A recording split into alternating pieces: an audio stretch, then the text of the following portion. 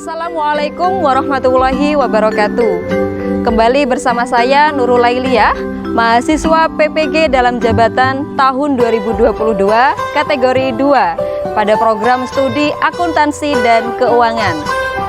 Pada pembelajaran kali ini di video PPL aksi ketiga, saya akan tampilkan dengan model pembelajaran problem based learning, di mana model ini saya pilih untuk menyelesaikan masalah kemampuan berpikir kritis peserta didik.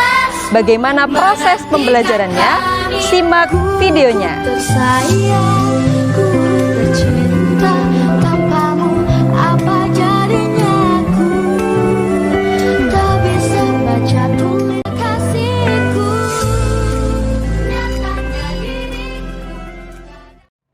Selamat pagi anak-anak. Sehat semuanya? Yuk kita berdoa dulu. Ketua kelas silakan dipimpin doa. Siap tempat berdoa mulai. Berdoa selesai. Memberi salam. Assalamualaikum warahmatullahi wabarakatuh. Waalaikumsalam warahmatullahi wabarakatuh. Saya cek kehadiran dulu. Nur Fitria, Nur Halisa. Yang tidak masuk sakit 2. Oke, kita doakan semoga segera sembuh. Air putih yang kan terkenang selama hidupku, biarpun saya pergi jauh, tidak akan hilang dari kalbu. Tanahku yang ku cintai, engkau ku hargai.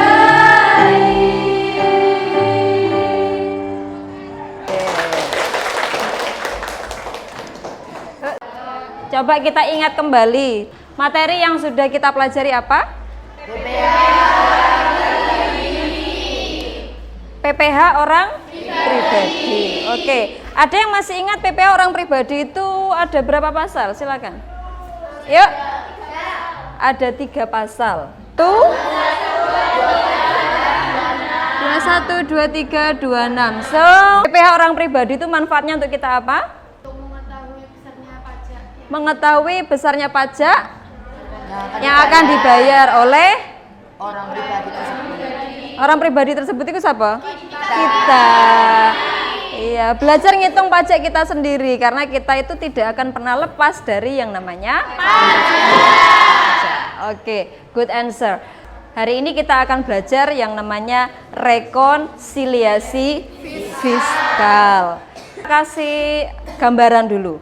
Ya. Untuk bisa menjadi satu pasangan yang serasi yang cocok harus gimana? Mencocokkan perbedaan. Mencocokkan perbedaan. Good. Sama, rekonsiliasi fiskal itu juga adalah kegiatan mencocokkan perbedaan. Kalau belajar rekonsiliasi fiskal, kita belajar mencocokkan perbedaan-perbedaan yang ada, ketemu titik temunya, ya, maka sampean akan terbiasa menyusun sebuah laporan keuangan yang cocok, yang sesuai dengan yang diharapkan. Secara lebih rinci, kita di materi rekonsiliasi fiskal ini ada beberapa poin yang akan kita harus capai. Mulai dari menjelaskan pengertiannya, rekonsiliasi fiskal itu apa, penyebabnya apa, sampai yang terakhir membuat yang namanya laporan rekonsiliasi fiskal. Oke. Kita bentuk kelompok terlebih dahulu. Ya, saya bentuk kelompoknya dengan memilih beberapa orang sebagai leader. Oke, dari Sefrina, ini leadernya. Yuk, silakan. Yang lain memilih mau pengen dilideri siapa. Ya, silakan duduk bersama kelompok. Berarti 1, 2, 3, 4, 5, 6, 7, 8. Yuk.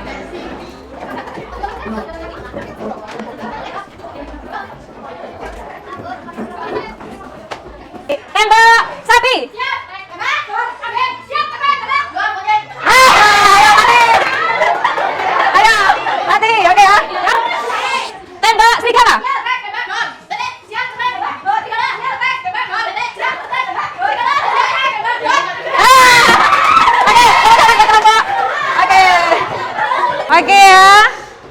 tepuk tangan buat kelompok pemenang.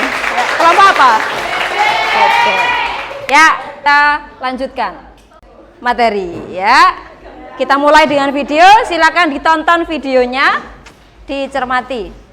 Menteri Keuangan Republik Indonesia akhirnya resmi menjatuhkan sanksi kepada akuntan publik Kanser Sirowapea dan kantor akuntan publik Tanjung Berata, Sutanto, Tommy, Bambang, dan rekan. Pertanyaannya, menurut sampean, kira-kira kok bisa sih Menteri Keuangan itu sampai menjatuhkan sanksi kepada auditor laporan keuangannya PT Garuda? Silakan. Menurut sampean, yang sederhana, silakan Ratna. Tidak sesuai dengan standar akuntansi. Jawaban yang bagus. Jadi di video tadi dijelaskan bahwa ada praktek auditor yang tidak sesuai dengan standar akuntansi. Ada gambaran tentang masalah yang akan kita pecahkan, ada artikel atau berita. Yang sudah dibaca boleh cerita tentang apa itu artikelnya? Yes, silakan. Tentang perusahaan yang melakukan prakteknya itu curang dengan cara double bookkeeping guna untuk menghindari pajak dengan menyampaikan laporan keuangan yang jelek. Oke, ada kasus perusahaan itu membuat laporan keuangan ganda, yang itu bagian dari perusahaan untuk menghindari pajak. Banyak sekali perusahaan-perusahaan yang melakukan kecurangan dengan membuat laporan keuangan ganda untuk menghindari pajak. Ini yang masalah yang akan kita pecahkan. Jadi pertanyaannya adalah nanti yang harus kita pecahkan bersama, kira-kira solusinya gimana biar nanti perusahaan itu tidak melakukan kecurangan dengan membuat laporan keuangan ganda. Itu cari satu solusi untuk ditawarkan kepada perusahaan biar laporan keuangannya itu sesuai dengan standar akuntansi, tapi pajaknya juga tidak terlalu tinggi. Oke, LKPD-nya sudah diakses. Nah, silakan diakses e-modulnya menggunakan barcode yang sudah ada di LKPD atau bisa menggunakan yang saya tampilkan. Silakan diskusi dengan kelompokmu untuk diselesaikan masalah yang disajikan di LKPD itu. Kemudian nanti tentukan satu solusi yang paling tepat untuk masalah yang sedang kita pecahkan. Ada kesulitan? Oke. Ada kesulitan? Ada kesulitan? Oke. Terus nih, ada kesulitan? Oke. Sima, apa ya Sima ya? Kalian ketiga? Yang lain kemana? Justru sakit. Oke. Jelas? Yes, Begitu kebijakan, satu wilayah, persediaan, kebutuhan dan makanan di sini. Diperbolehkan memilih beberapa metode penghitungan atau penentuan harga perolehan persediaan. Jadi perbedaan-perbedaan inilah yang nanti menjadi acuan sampean untuk menawarkan solusi kepada perusahaan. Gaji karyawan 100 juta, termasuk juga pengeluaran pribadi direktur utama 100.000 sebulan untuk biaya sopir. Silakan, analisisnya gimana? Karena 100.000 merupakan pengeluaran pribadi, maka tidak boleh dikurangkan terhadap penghasilan bruto. So, Jadi koreksi fiskalnya, koreksi fiskal positif. oke. Kenapa? Harus dikoreksi fiskal positif karena koreksi ini mengakibatkan laba kena pajak meningkat. Karena mengakibatkan laba kena pajak meningkat. Oke. Jadi koreksi fiskal positif itu artinya terjadi kenaikan laba fiskal. Jadi kalau di akuntansi misalkan laba awalnya 10 juta, ketika dikoreksi naik menjadi 11 juta. Artinya kalau penghasilannya naik, maka pajaknya juga akan naik. Ini yang disajikan oleh kelompok 3 sudah bagus. Hanya kurang dalam sedikit. 100 juta. Artinya penjualan dikurangi gaji, hasilnya 650 juta. Ini menurut laba menurut akuntansi atau komersial. Nah, di keterangan nomor 1 dari 100 juta itu yang 100.000 adalah biaya sopir, tidak boleh diikutkan, sehingga maka ketika direkonsiliasi yang dari 100.000 ini dikurangi berapa? 1 juta 200, hasilnya 98 juta 8. Gini ya, artinya ini silakan dibanding. Ketika biayanya awalnya 100 juta, labanya 650 juta. Ketika biaya sopir tidak dimasukkan, labanya menjadi berapa? Berapa? 651.200. Terjadi kenaikan. Ini yang dimaksud dengan koreksi fiskal positif. Oke ya. Untuk nomor 1 penjelasannya sudah bagus. Saya harap yang nomor 2 dan seterusnya seperti ini penjelasannya. Paham ya? Oke, kasih tepuk tangan buat kelompok 3. Menurut kelompok 8, stok opname persediaan akhir lebih tinggi 20 juta itu termasuk koreksi fiskal positif. Dikarenakan Karena turunnya HPP ini berakibat naiknya laba kotor atau laba kena pajak, maka koreksi ini disebut koreksi. di mapel praktikum akuntansi jasa dagang manufaktur, saya pengen nanya, rumusnya harga pokok penjualan itu bagaimana? Silakan.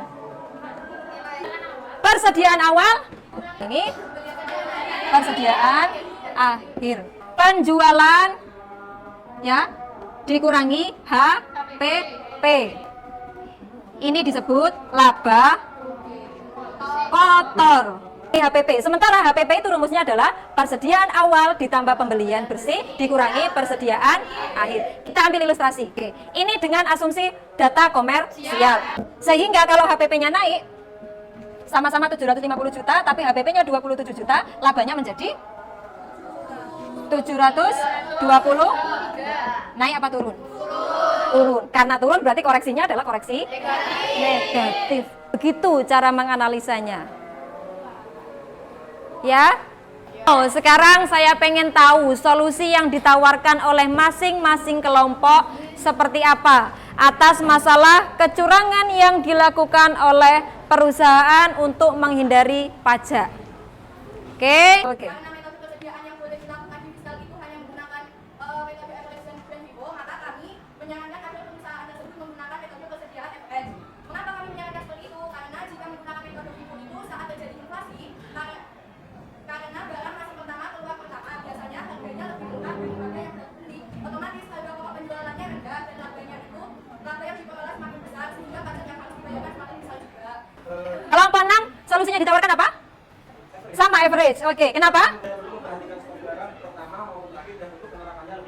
Oke. Ya, solusi yang ditawarkan oleh kelompok 1 dan kelompok 6 itu betul. Jadi dengan menggunakan metode rata-rata itu bisa meminimalisir angka pajak yang harus disetorkan. Cuman alasannya kelompok 6 kurang lengkap. Lebih lengkap kelompok 1. Tapi kelompok 6 ini menyajikan dengan menggunakan rata-rata ini ada kelebihannya. Tidak perlu melakukan stok opname awal dan akhir, ya, dan juga pengaplikasiannya akan lebih mudah. Oke, solusinya bagus. Kita nanti akan simpulkan. Kita kasih tepuk tangan untuk kelompok 1 dan kelompok 6. Assalamualaikum warahmatullahi wabarakatuh. Kami menyarankan untuk menggunakan metode penyusutan fiskal garis lurus. Menyangga? Oke, silakan.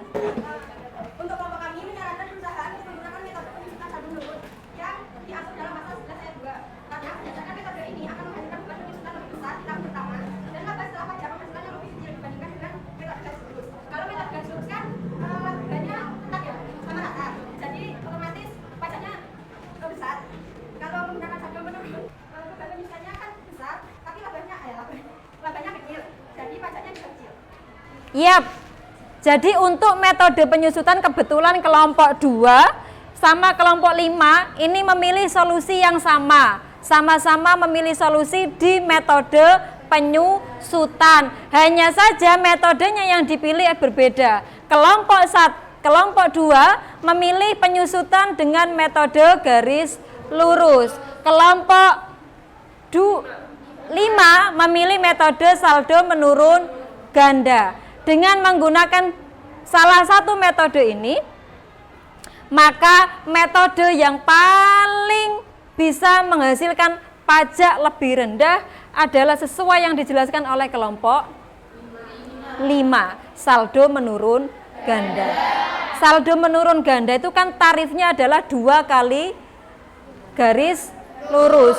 Di tahun pertama itu langsung akan menghasilkan penyusutan yang besar. Otomatis beban penyusutannya akan besar. Karena bebannya besar maka labanya akan kecil. Dengan labanya kecil maka pajaknya juga kecil. Oke ya, bisa dipahami ya kelompok 2. Oke, tapi bagus. Berani tampil dengan analisanya yang cukup bagus. Sudah berani melakukan analisa, hanya perlu lebih teliti lagi. Oke? Good. Kasih tepuk tangan buat kelompok 2 sama kelompok 5. Good answer, sama-sama punya alasan yang jelas, nanti hasil analisisnya dikumpulkan per kelompok, ya? Oke, tepuk tangan buat kelompok 3 dan 8. Yuk. Ada berapa solusi yang sudah bisa kita temukan? Ada 3. Yang pertama, metode average. Yang kedua, saldo menurun. Yang ketiga, penghapusan langsung. Oke. Ada pertanyaan sampai sini? No, kalau tidak ada, untuk mengukur kemampuan sampean, kita kuis. Ya.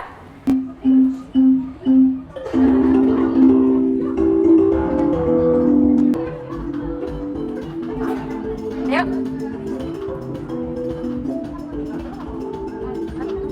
Keluar lagi coba. Masuk ke linknya.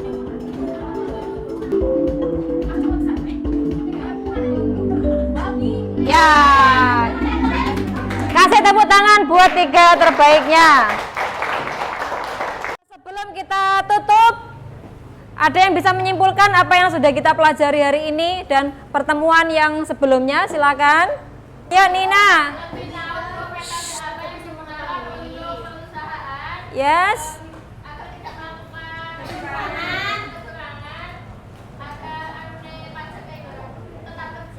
Oke, kata Nina, kita hari ini tuh belajar rekonsiliasi fiskal sehingga tahu gimana caranya nyusun laporan keuangan sesuai aturan pajak, nggak curang gitu ya, tapi pajaknya juga kecil atau tidak terlalu tinggi. Yang lain mau menambahkan?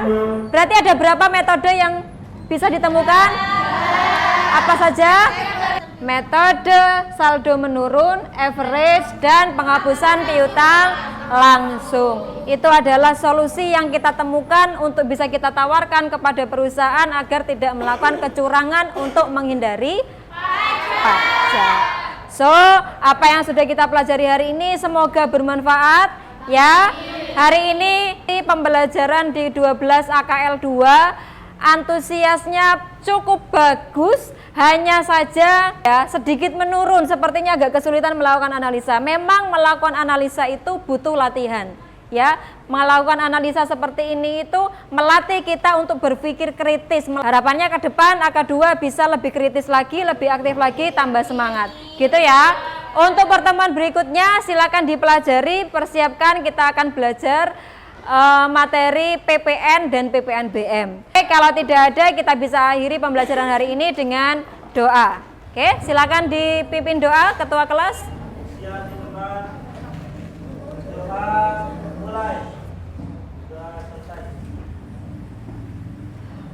Oke, ketemu minggu depan, semoga selalu sehat, selalu jaga stamina, selalu semangat. Saya akhiri. Wassalamualaikum warahmatullahi wabarakatuh.